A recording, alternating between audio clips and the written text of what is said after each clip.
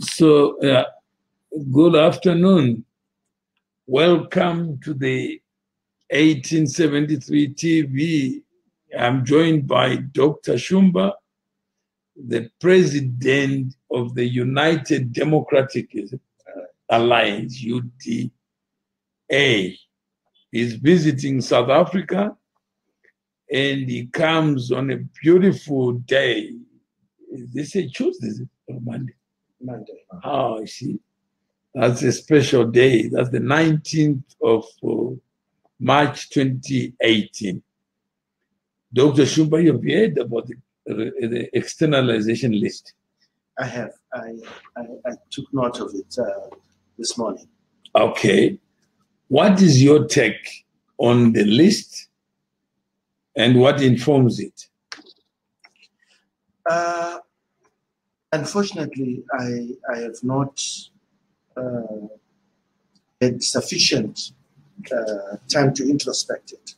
What is critical is that a list has been put in the public domain.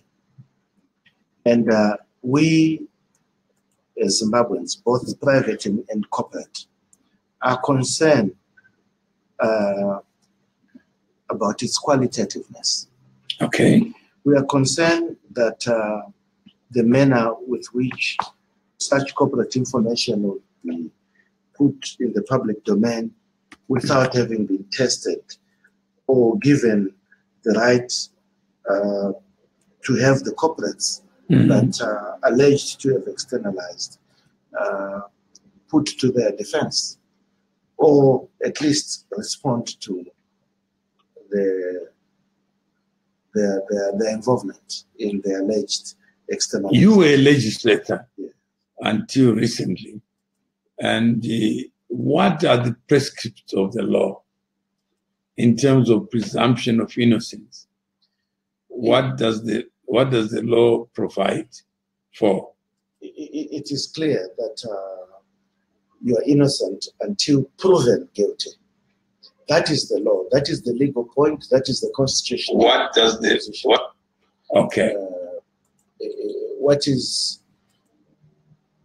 wrong, and this is what the Mnangagwa regime has been perpetuating, is that they first either arrest you, allege, and then seek to get clarity when they've already injured both the person and shape of the alleged perpetrator. Okay. They cause corporates to get a criminal identity when they're in fact unaware that such are the availments by this regime. Okay.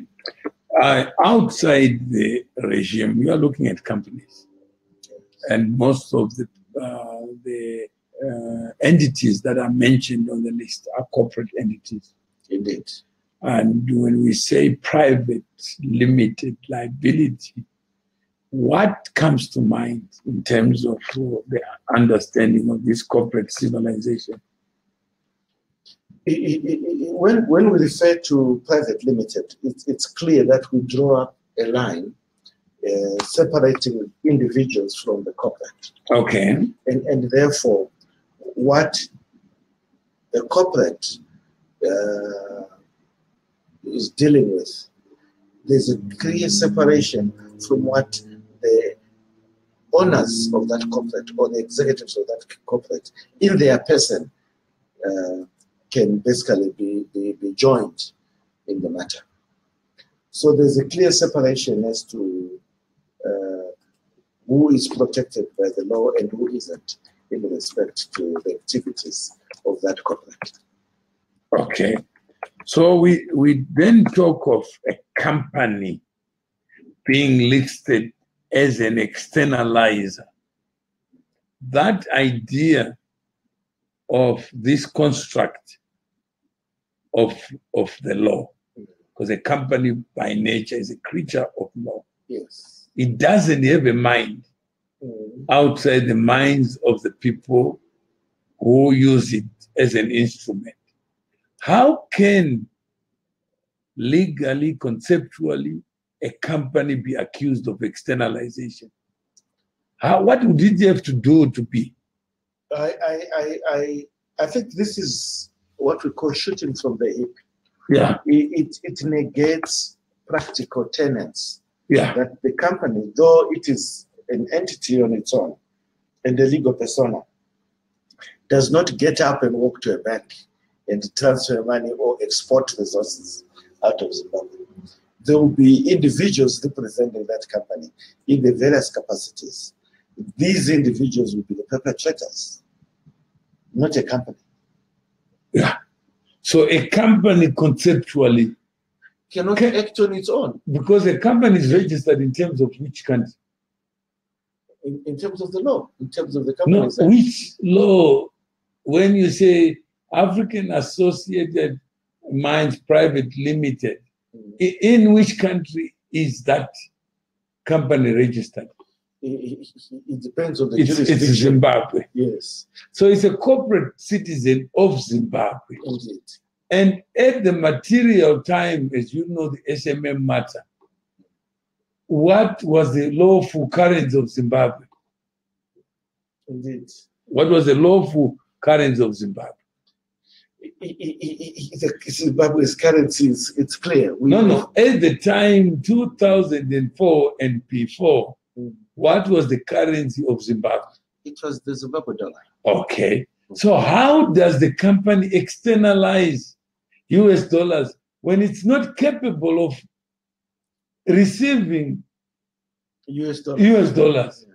So the allegation here is purely to say the company may have exported and it did not remit. No, not remitting is a crime in the country where the non-remittance take place. Indeed. It cannot be an offense. Because, yes. Because there is no what you export are goods, is that correct? Indeed. You export the physical form, Mm-hmm. and you receive the financial form. Mm-hmm. What if the person you have sent the money to fails to pay? Mm-hmm. What? You need to identify the delinquency, and that's what Zimbabwe does not have jurisdiction over. Zimbabwe does not have jurisdiction over the non-remittance. Yes. It has jurisdiction to export the goods. Indeed. Not to say, why didn't you pay? That would be a civil claim in the country and the customer where the goods were sent to. Do you think President Mnangagwa understands that part of commerce? It is difficult to assume that he understands because even the process of international trade clearly does not seem to be understood, where companies that export certain prerequisites take place, certain financial undertakings are made either by guarantees or by instruments, some form of an instrument. Yeah. And to honor that instrument becomes a different a process altogether, a subject to of inspectorate as opposed to the requirements of the head of state of the country to get involved in such unfortunate decisions, or at least to drive such a process. It's unfortunate that that is resident in the mind of the president of the nation. Yeah. Okay, so we are saying that there is a conceptual problem. Yes. As to what externalization is and what is not. But the president seems convinced that he understands externalization, and he's a lawyer, and he has narrowed it to a crime. Indeed, but you must find the unfortunate behavior of the current executive to be one driven by desperation, trying to bring relevance, trying to justify that they're doing something, trying to act on hearsay without having thought through what they are doing and the implications to Zimbabwe as a nation and to the presidency on the decisions and processes that they undertake. He also negates that going public about possible untruths can be very punitive to the government of Zimbabwe from the various corporates, and that he is actually complicating the recovery process of our economy. So we now understand that from day one, President Mnangagwa believes this animal called externalization exists, and he gave 90 days for people to return the money. And return to who, one may ask? Who would be the injured party in the non-remittance? The exporter. Are you sure that is understood? You are a member of ZANU-PF. If I have goods, yeah, they are my goods. Yeah. And if I'm not paid for those goods, it is I that should be the claimant, and not President Mnangagwa to act on my behalf. Are you sure that point, that narrow point you are raising is understood, sufficiently understood? I think it's about understanding process, understanding corporate governance, unless what is alleging is that all goods exported out of Zimbabwe are exported on behalf of the fiscus. No, because what would be the interest of a president in your private export? Because if you sell eggs in Mashingo, does the government get interested in what you receive? No. What I receive is important to the sustenance of my operations and the profitability which I draw. What I believe he is mistaken in his obsession is that when that money comes to Zimbabwe, yeah, it becomes of the state. It is nationalization in disguise. Yes. So the externalization list is informed by some socialist thinking. Would you agree? Yes, it's even informed by an obsession of feeling entitled to the monies that are basically belonging to other people. But that's theft, isn't it? Yes. Yeah? Yeah. Zimbabwe, when you say Zimbabwe is open for business, and this kind of language comes in, isn't it open for theft? It is expropriation. If these corporates that wish to invest in Zimbabwe, yeah, invested and for some reason exported, yeah, and the process of payment, yeah, was delinquent at some stage or yeah, another, then the state intervenes by publishing them in the papers and appearing to criminalizing them. That would be very unfortunate. Yeah, we would have rather had a process of supporting corporates, yeah, in recovering monies that are due to them, as opposed to try and criminalize the corporates that. But the criminalization is an idea. Yes. It starts from one premise, that what is yours is government. Yes. What is yours is mine. I'm doing you a favor. I'm doing you a favor. Yes. So the proceeds are mine. The harvest is mine. So if you are a farmer, it's unfortunate that the president's obsession is totally misplaced and devoid. Do you think it's misplaced, or it's a generalized people? Because the people are expecting a list. And he produced a list to give to the people. Yes. How many people saw it coming? That the list will be tired, the list will be a joke. Even if the list is tired and it's a joke, it is the obsession for a president to be obsessed with such trivialities and misconceptions, a lack of proper trade process understanding, and display such myopism at national level. But do you think it's a personal issue, or it's a generalized feeling that people, when you export, they believe the proceeds belong to government? When you harvest, they think the harvest belongs to government. And unfortunately, this is the limited scope of the current regime. However, is it a current regime or generalized? I don't think Zimbabweans as a whole buy into that. No, there's a lot that has happened. Yeah. In lawyers, accountants, who have been part of this wave of critics. I mean, saying you are indebted to the state, you are this, you are that. This thinking has seen Kuruneri's life being destroyed. Has seen Makamba, has seen many other people. So it cannot be just Mnangagwa's thinking. I think it would be wrong for us to personalize it. I am not personalizing it, but he is at the helm now that this is happening, so he must take responsibility for it. As to how broad it is, it's unfortunate that this thinking is poisoned a lot of other people's minds and their judgments, and forget that the ownership of any private entity remains its own and not the state's.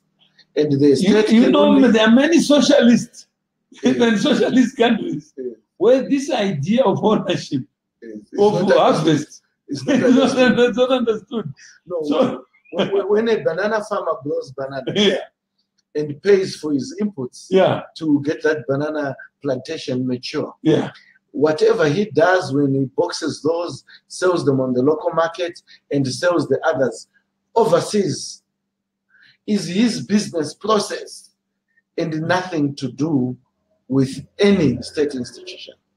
So then what do you think when the president got into office and he signed that document, what do you think could have invaded his mind?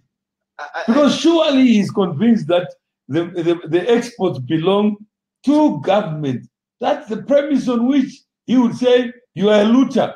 Imagine you have grown your bananas, using your own example. You harvest the bananas and you decide to sell them to a Mozambican, a businessman. Then someone says you are a looter. This is the point. It's a lack of understanding of the process.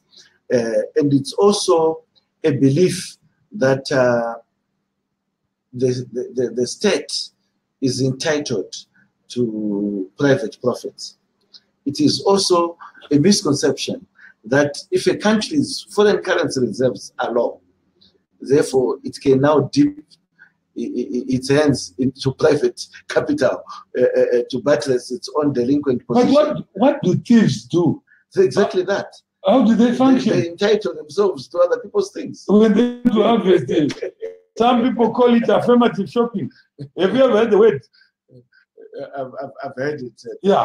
It's unfortunate that if all that money, assuming, let's give this assumption, assuming that list was true, and all that money came to Zimbabwe, it is the private business's asset, and not the state.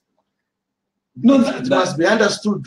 No, please go on top of the mountain and explain that, because the country can go Kumawere without you knowing. Indeed. And you assume that people are applying the same common sense you are applying to come to that conclusion that the harvest belongs to the farmer. Period. Indeed. Yeah. But if you keep entitling yourself to the farmer's revenue, then there's a big problem. What the state should be saying is the farmer complying to the fiscal regulations. No, you don't need the list. Yes. Why would the president be involved in compliance? It's unfortunate. Well, have you ever seen president being involved in compliance? This is the first. When you vote for his budget, have you ever voted for him to apply his mind on this? If we asked, is he aware, for instance, how much gold is being externalized from Zimbabwe? He could tell us. Oh, why so? We believe that he should have the data, given his. I think who's illegally exporting gold, and where the remittance and which helicopter is picking up the gold. I see now it's a state house matter.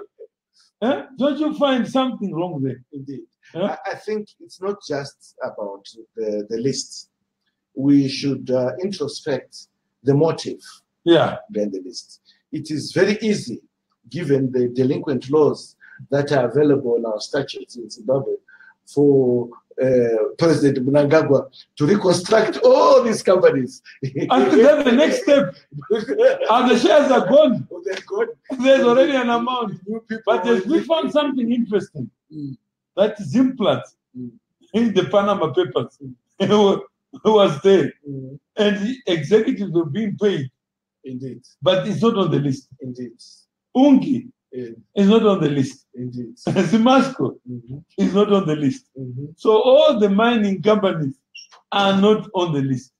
Except those that is particular interest in having on the list. So it's very clear that it's a very partisan process. Unfortunately, our nation is being fooled to start thinking in a certain stereotype manner. So we are seeing ourselves in problems. It's sad that State House starts being obsessed by individual corporate affairs of private entities. Under the guise of trying to recover state funds.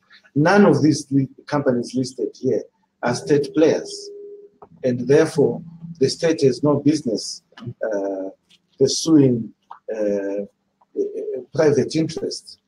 But the understanding, somebody says, hi, Dr. Shumba, good to see you, good topic, good man. Anonzi Elias Musakwa, akaiwane bimari inoita 9 million. Did you see that, Dr. Shumba? Can you please help me? It is very wrong for us to be discussing an individual. But if at all that list was true, and Elias Musakwa externalized that amount, he did not put it in a bag and leave. He moved it through commercial processes, through banks, which transfer would have been okayed by the Reserve Bank of Zimbabwe. And so source of funds would have been established at that point, whether it was a loan and the purpose for which he was sending the money out for, and the beneficiaries of that transaction.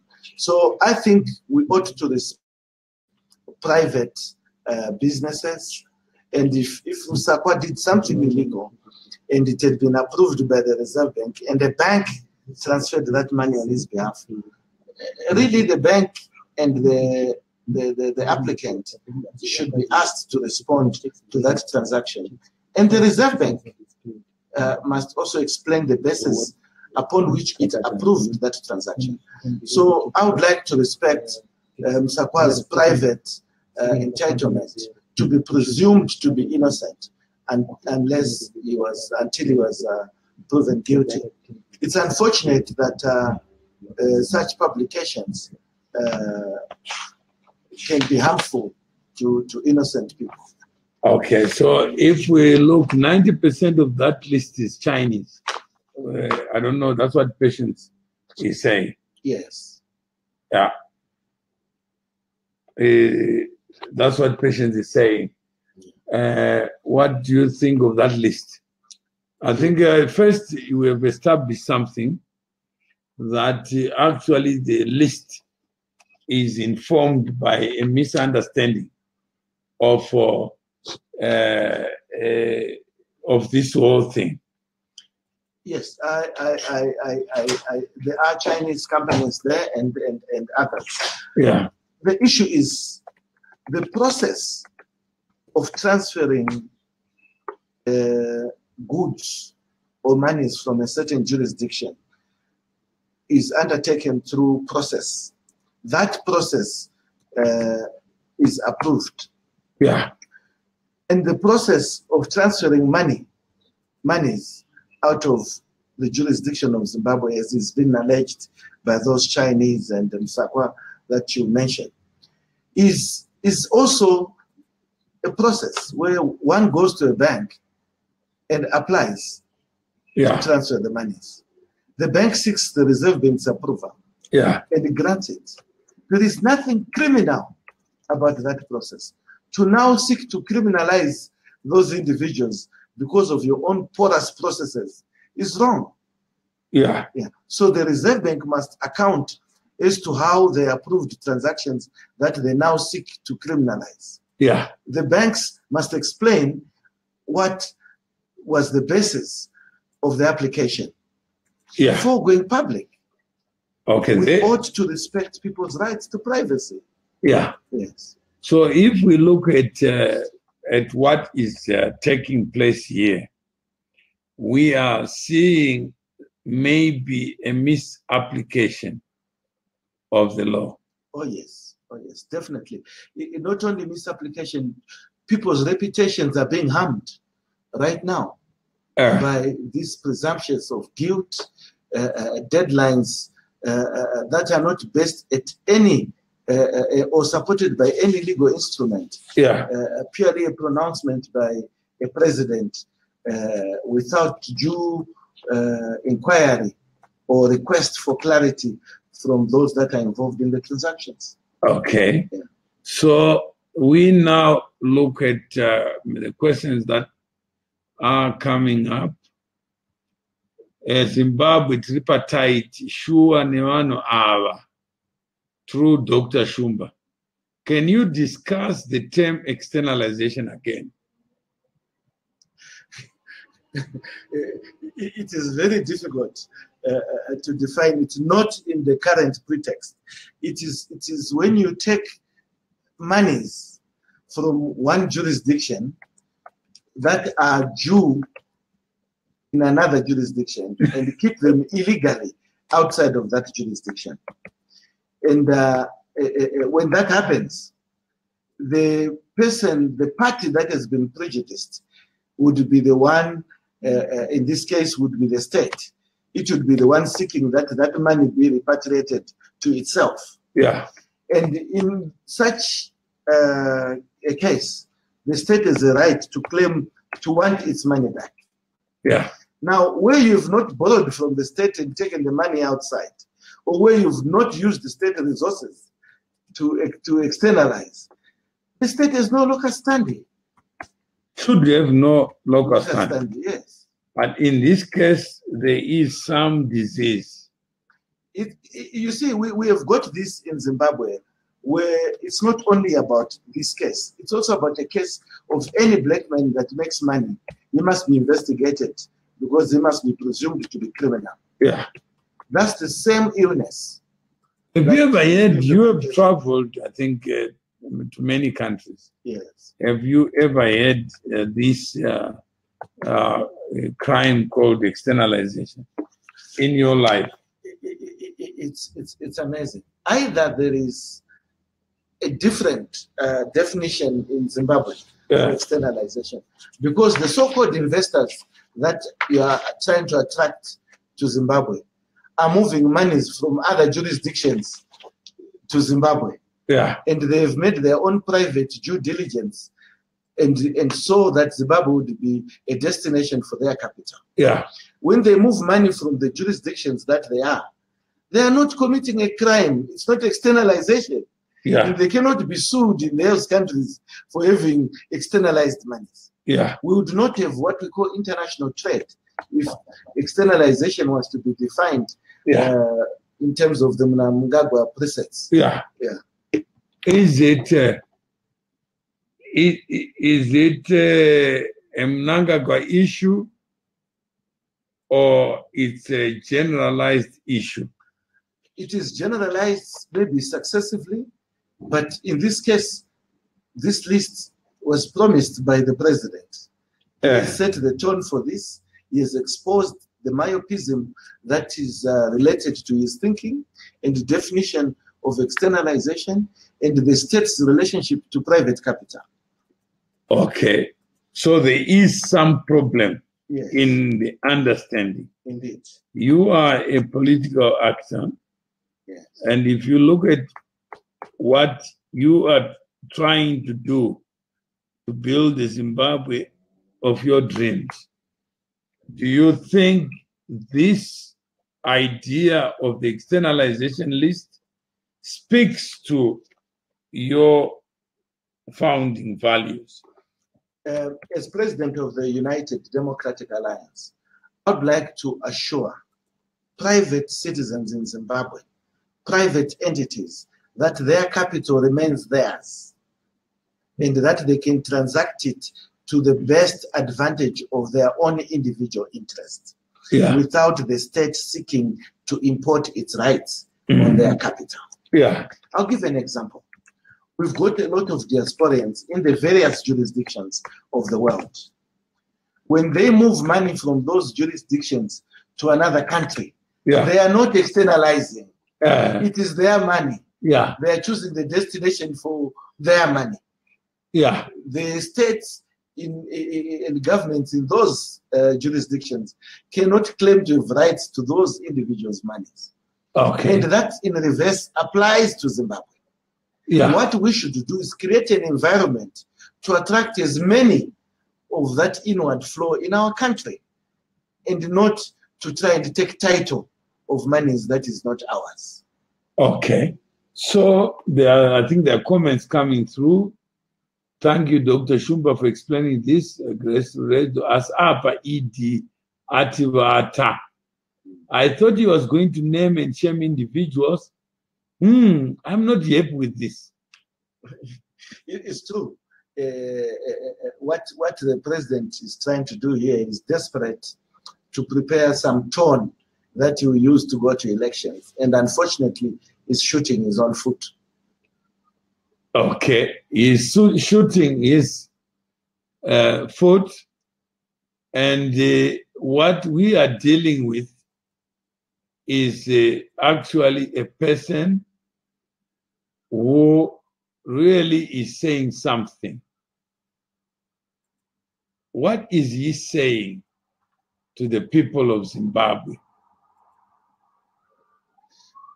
Basically, if you have money, you should only take it and use it as he pleases, as the state pleases. And if you wish to move that money in and out Zimbabwe, then you lose your rights to your money. They start to prescribe your entitlement to that money. They think that your money is not yours. No, basically, they think all money is the state's. And therefore, they have the right to tell you where not to take it. You see, none of these people allegedly, and this corporate are allegedly smuggled. Because the corporate in its legal state is unable to walk and put money in a bag and walk out the airport. No, it's the person that would do that. So the corporates should be immunized from the alleged definition of the illicit process that the government is trying to allege. The patient says, I didn't see G40 on that list. Which list? G40 people. Because I remember the whole idea of the coup was to flush out some criminals around the president. President. Did you see anyone on that list being G40? I don't quite know the ownership. So you are not there, but you were considered to be G40. No, certainly I'm not. Everybody has proved it now. That I'm not even lying in the same bed as those that they thought I was coalescing. But that's what they are saying. They were saying that all you people had to be fired because you were G40. Well, I live in Zimbabwe. I'm there, I'm working, and I'm doing my work and building a political dispensation for the future without necessarily coalescing with the factions of ZANU-PF in their current form or in their previous form. But what is important to be topical to what we are talking about, I wouldn't know the ownerships of the various companies that are alleged to have externalized. It is not my business to obsess myself with businesses that have nothing to do with me. Okay.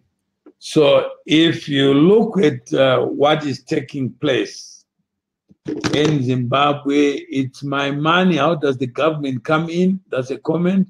He's shooting his own foot. Indeed, he's taking us for a ride. Indeed. Okay. The people must understand what they want is leadership that is sane, clear about process, clear about constitutionalism, clear about the rule of law.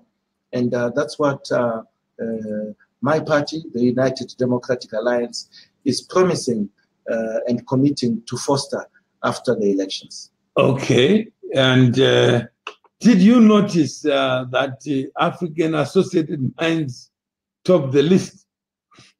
Yes, I noticed. But Africa Associated Mines is already been one that this regime has been obsessed with for a long time. No, So, they took over the company. Now, after taking it over, they're still saying you owe. Yes, the list doesn't say when the person owed. And even they converted into shares. That's what in your committee when you left. That's what you. They said they've converted debt into what? Into equity. Which means part of what was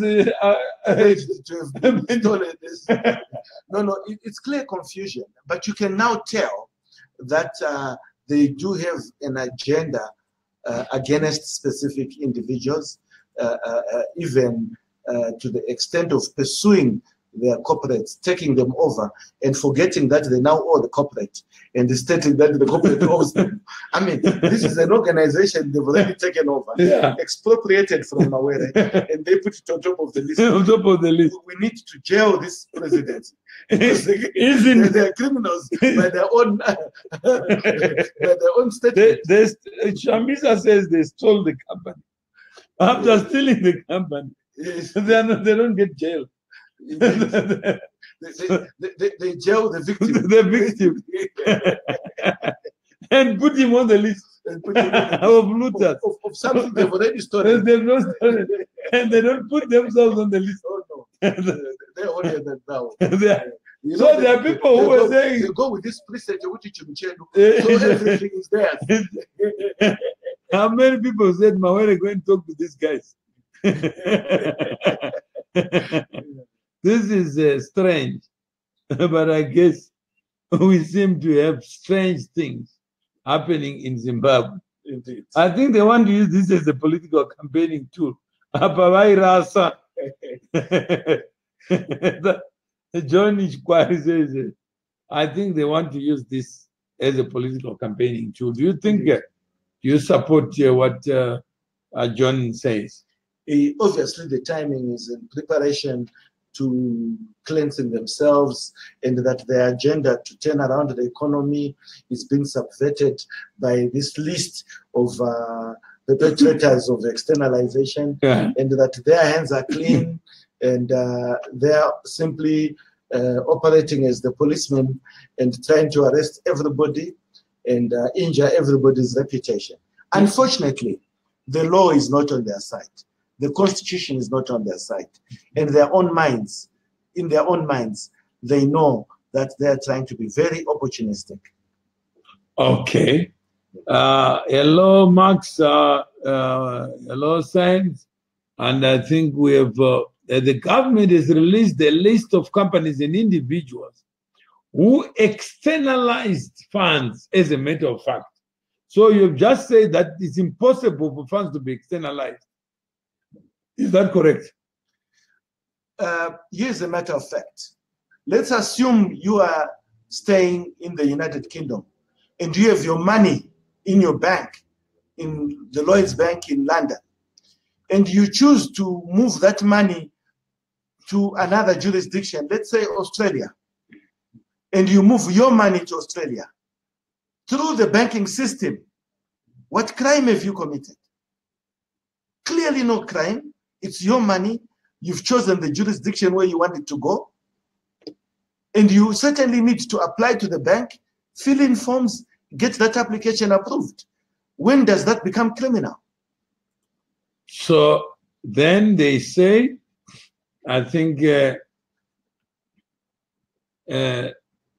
you once talked about the video. Do you really have it?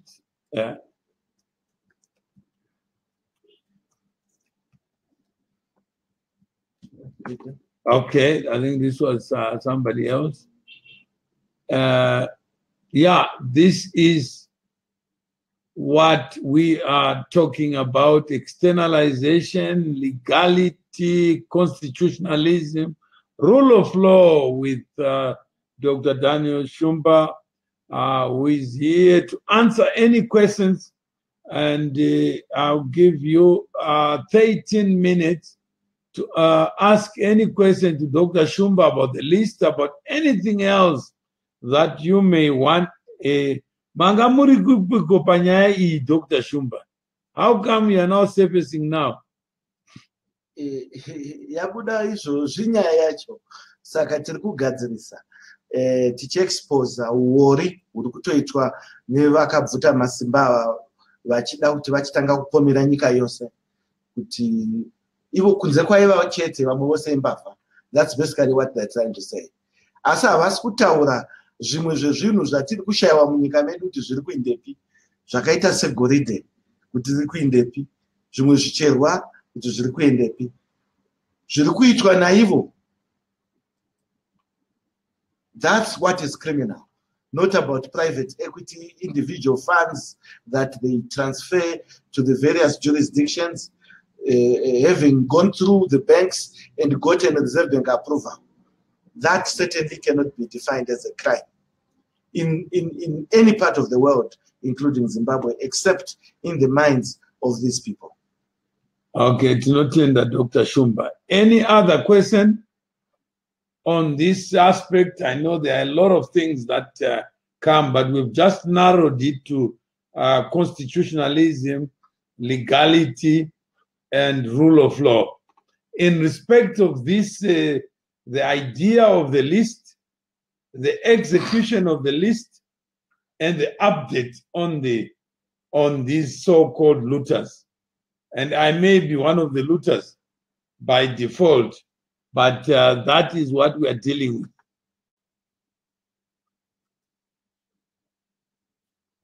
Chengetwai Namarishua. That's one comment. That may God protect you. Thank you, thank you, thank you. Okay, any other comment? And these people, alleged looters, have not heeded President Emmerson Mnangagwa's call to return the funds. That's a crime. Imagine you are in a country, the president tells you, Dr. Shumba, return the money or else. Do you think that will be the voice of God? First, I believe that I'll redeploy that president for him to become some financial inspector in some banking institution and looking for compliance in terms of the agreements upon which that money was externalized. That would be the role. The role of a president is not to operate like some exchange control officer of some bank. They're very different. He should be seized with the strategic running of our nation, policy formulation, and turning around our economy. If the president is going to be saying so-and-so is externalized money, he needs to then understand that people have got rights, and one of the issues is to own private property. Money is one's private property. And for as long as you move it in and out of Zimbabwe through legal means by going to the bank, getting the Reserve Bank approval to move that money to another jurisdiction, therefore that person is not criminal. You then cannot allege that that person brings back that money because you don't know the purpose for which he moved it. Because it is his money. Yeah, then John asked the question, John Chikwari, Doctor, what do you think these name and shamed people have to do?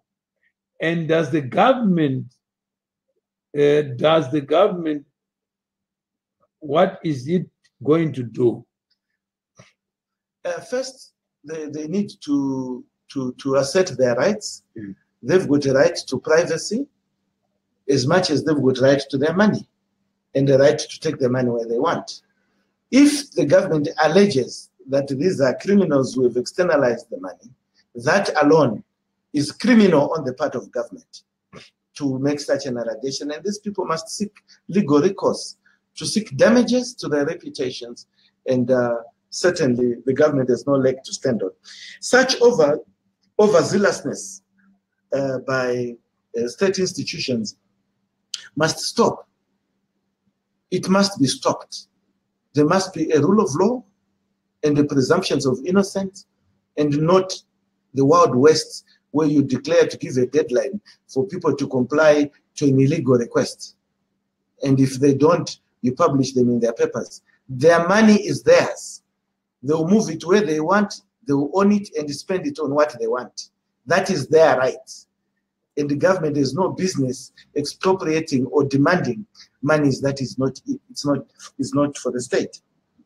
Then Shepherd Ben Abraham, Ekusileni Medical Center is never opened, but it is said to have externalized $3 million. How is that possible? Clearly, these are working from a wish list, some list that they have, and the integrity of that list is obviously can be challenged. But what is criminal is to publish names of people who own their own resources, who did not borrow from the state, and asking them to return the monies to Zimbabwe because there is a Mnangagwa regime in power, and that where they took it, it was externalization. I gave an example that nowhere in the world has such ever been done. Then Tochidi Nai. We're coming to elections. I'm the president of the United Democratic Alliance. We are contesting all 120 seats, and I'm ready to give leadership and bring sanity to the governance and leadership of Zimbabwe. My profile is well known. I've experience. I've worked as a legislator. I've been a politician and a known business person. So here, my hands are safe for leadership. Entrust your vote for me, and I will ensure that such madness does not happen in our beautiful country. Okay, somebody saying who is your guest? I'm Dr. Daniel Shumba. To give you a rendition of my full profile would be quite long, but I'm the president of the United Democratic Alliance, and I'm here speaking to you as a Zimbabwean and as the president of the United Democratic Alliance, giving my views on the madness that we watched today being published in the papers. Okay, let me just show that so that people can see it. I think there are people now commenting. Manyika, if the money was legally externalized and private property, why is it a crime? Clearly, it's not a crime. It's a desperate search for relevance that the current regime is trying to do, and creating misconceptions and misleading the country that these people are guilty of crimes they have not been convicted of. Okay. And then it's better to close Zimbabwe as a country. How can we be led by people who always blame someone else for their ignorance? No, we can't close the country. We can vote them out. and vote there, send people in, people that are willing to work honestly, who are not caught up in this litany of illegalities. Then nokubonga ngwenya Philip akungi update agenele ngubani low opendula imbuzo kunambani lapa, and capital gains tax is government money.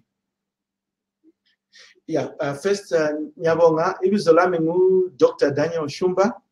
I'm the president where United Democratic Alliance. Contest my elections in 2018 in Zimbabwe, and we expect to get your vote. Yes, indeed, capital gains is money that is the entitlement of Zimbabwe, and I don't see how that applies in this instance, because capital gains is the difference between the value. Is it government money or it belongs to the taxpayer? It belongs to Zimbabweans. No, you have to realize capital gains and you pay tax to government. Yes. Yeah. But what I was trying to explain is that the capital gains. Because some people think the tax is government money. No. It's private money. Yes. That is collected, yes, for the benefit of the public. Indeed. It's part of revenue that of the people. It's a penalty for success. For citizens. Yeah. But what I wanted to distinguish is, for instance, if you had a house and it was 2 million and you sold it for 4 million, the capital gain of that house would be the additional 2 million, and that is what will be taxed. I don't seem to understand the import of that question in relationship to the list that we are introspecting. Yeah, Ramay Mash says it is not borrowing from state, it is not paying taxes. I don't know what that means. Oh, okay, I get it. Democratic Alliance, biased point of view, that's what she says. That you are giving us a biased point of view. I'm happy to tell you that, yes, I'm biased to the truth, and I'm biased to the Constitution, I'm biased to the rule of law, and that I'll continue to do and respect your rights as well, because you are entitled to your money, you're entitled to move it where you want. Then those man I'm sick of their Hong Kong democracy. Indeed, thank you. Then Clayton Misha, surely this government cannot be that stupid. Is it not the case that these companies will not have declared enough profits, monies to be able to pay the tax revenue to the revenue authority, to Zimra? Unfortunately, you are mixing issues here. This is about externalization and not payments to Zimra. They are simply saying you moved your money from Zimbabwe to another place, and therefore of your choice. Whether you are sending it to your mother, father, brother, or you're investing in another business in another jurisdiction. And therefore, they are calling it externalization. I gave the example that the investors that we want in Zimbabwe right now are moving their monies from other jurisdictions legally through their banking systems in those jurisdictions to Zimbabwe. They are not externalizing, they are investing. When it is the Zimbabwean doing it, it is externalization. When you move your money to a place of your choice, it's externalization. We need to remove that confusion. Zimbabweans are legal people, and those people who are on that list are innocent until proven guilty. Let's stop this knee-jerk behavior of criminalizing everybody purely because of our own failures. Okay, I think we got and semantics, but that's the money that ED is talking about. And when you say thank you, join late. How much has ED himself moved out of Zimbabwe? Is that the question now? No, he's saying that we are talking semantics. That is his right. If he has got his money and he moves it out, ED has got a right to move his money anywhere he wants. Okay, and then the patient says, then ED committed a crime. Those companies, they must sue him for disclosing their private company, private matters. Indeed, I know that a number of them are already preparing to assert their legal rights. And then Philip says, I'm not interested in companies because I don't know who owns that company. I want to see names of individuals who stole money. Minister of Mines, Zimra, police, and more. Correct. And then John, if deep research is going to be done, we'll be baffled to see that most of those companies, their directors were G40 supporters or sympathizers. Yet the game here is the fight between the Lacoste and the G40.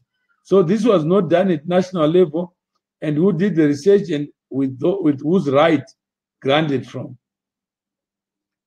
Indeed. In fact, the illegalities start even from the bank, in that the bank has got a court where the information between bank and client is confidential.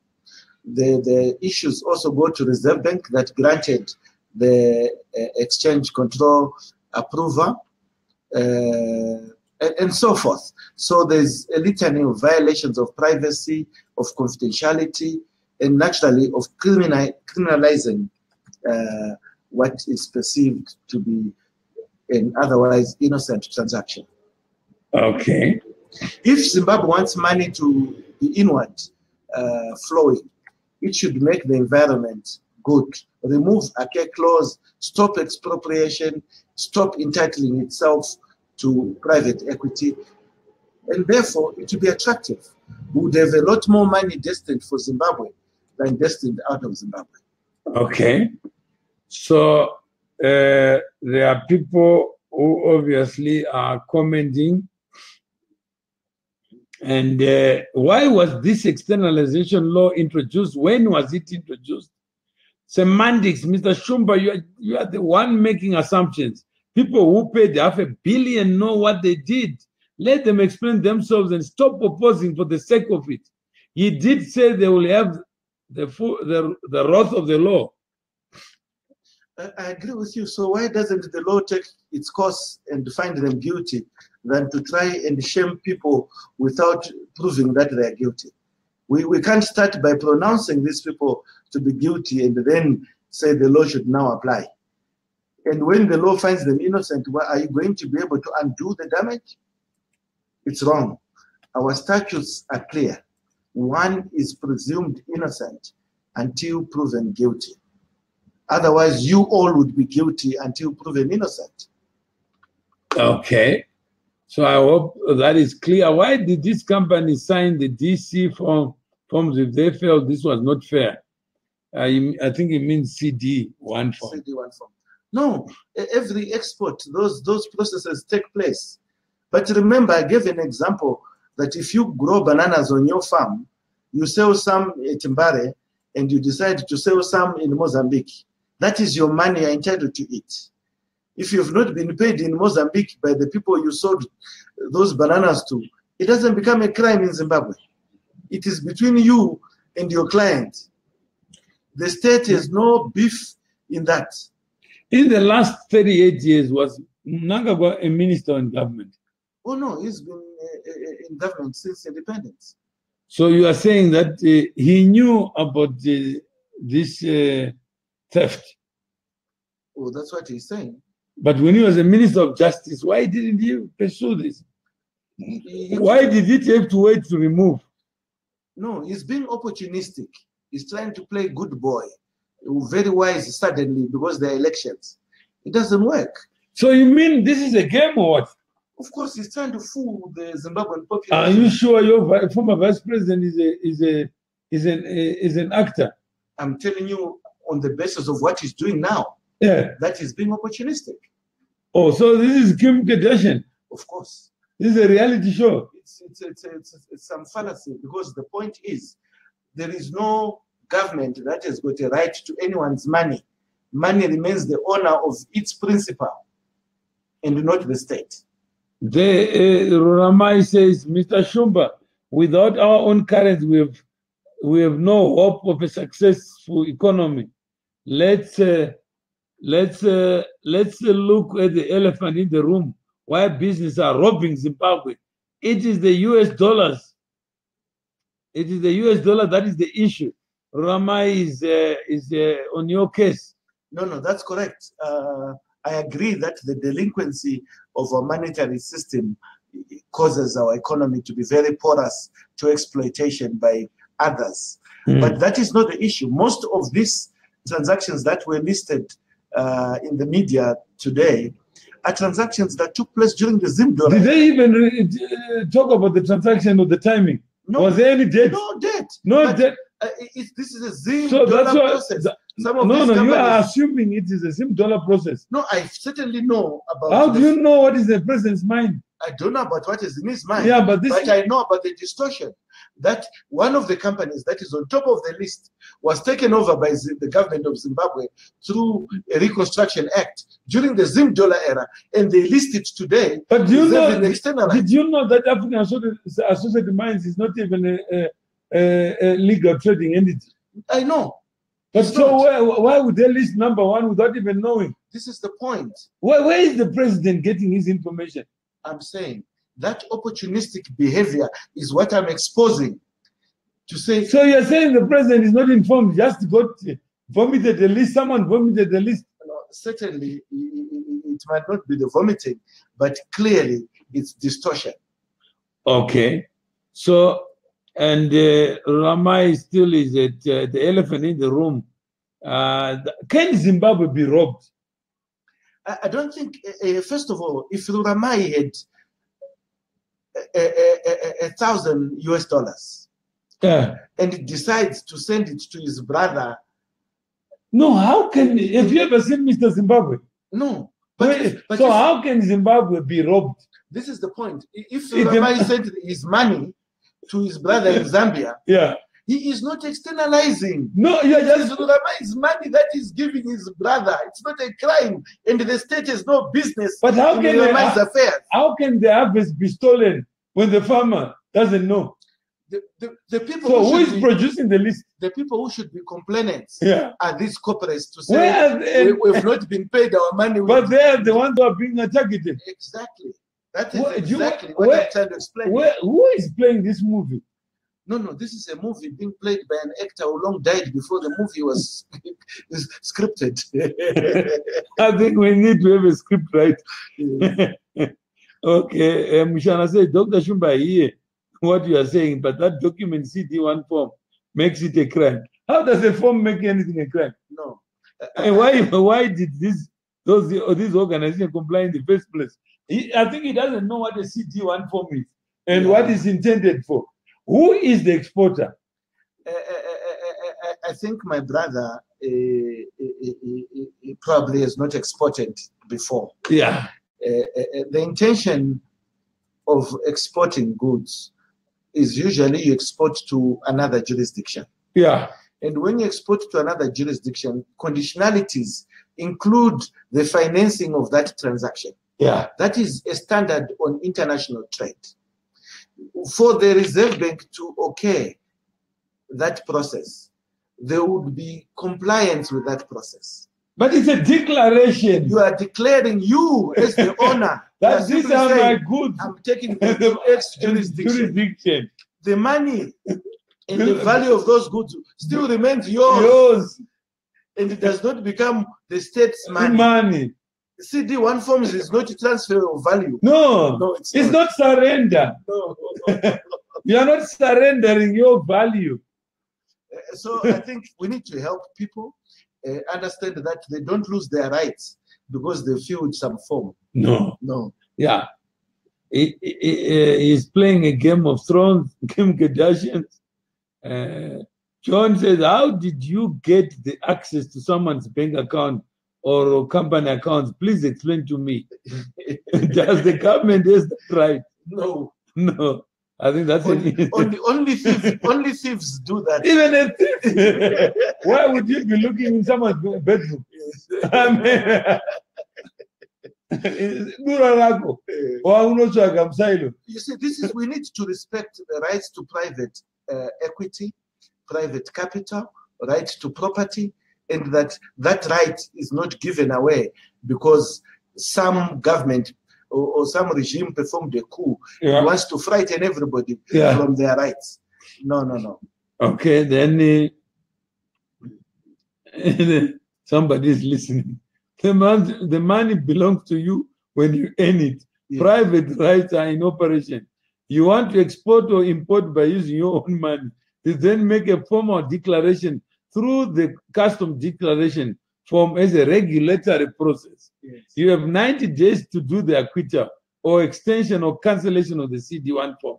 So what's this treatment of people as if they've stolen money, yet it may be a pending regulatory process or an administrative oversight for someone who has already cleared. A violation of a regulatory process should not be seen as fraud or theft of public funds. Correct. It may mean a bottleneck or some inefficiency that needs fixing by regulators. It may also mean for somebody, it may also mean that somebody has not received money. It's not a crime. It's not a crime. Somebody may be bankrupt. They're trying to violate process, and he rightly captures it. Yeah. But also choices. Yeah. Yeah. So I think we need to copy this for people who are slow at it. Yes. Yeah, because I think he has done more. He's done a good job. A good job, excellent job. I think we should call it the University of Life. Yeah, I think I did that. So I think we've done so Dr. Shumba wants to go, and wrong grammar, Mr. Jibayo Company. Okay, I think we have done our bit, and I've hijacked Dr. Shumba, and he is obliged, and we think there is something that we can do for ourselves is learn, and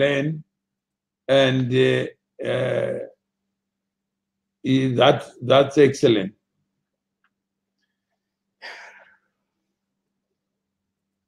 I think we have a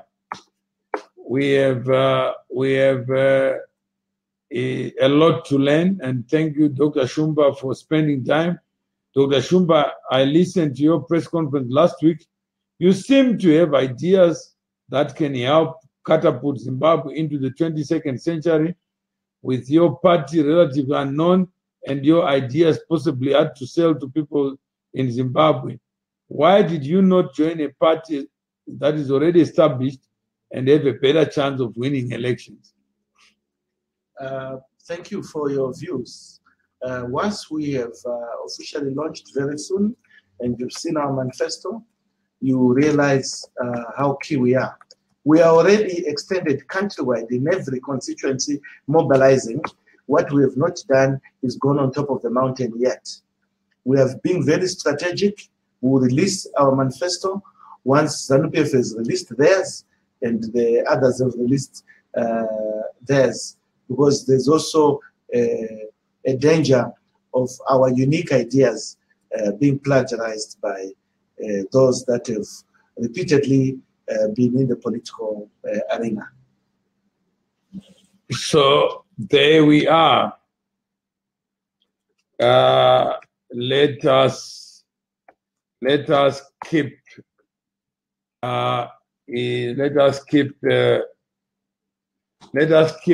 thinking, dreaming, reflecting, and I think there are more comments coming, but I think that's the way it is. It's gone. Time is give extra time in this discussion, please. We are listening a lot from Dr. Shumba. Dr. Shumba has to take care of some other business, but we will arrange again some other time for Dr. Shumba to be able to weigh in on issues so that we will be there. So I think we are